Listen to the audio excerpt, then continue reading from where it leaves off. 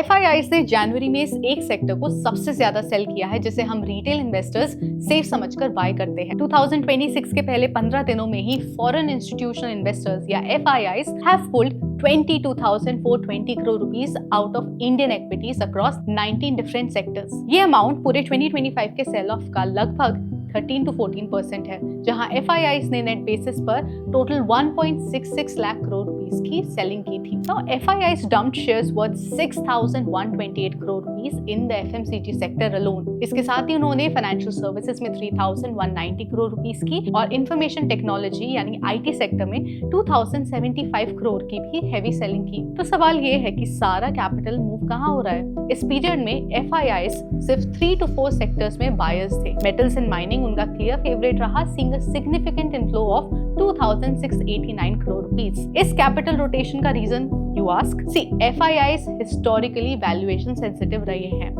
and right now many FMCG stocks are trading at high PE ratios of over 50 times. लेकिन IT stocks which usually benefit from rupee depreciation are now getting impacted by global tariff threats. But let's not forget, all these time DIIs have been net buyers and a major contribution of that comes from your SIPs. So आपको क्या लगता है कि FIIs 2026 में पिछले साल से भी ज्यादा सेल करेंगे? Let me know in the comments and follow FIIs for more such insights.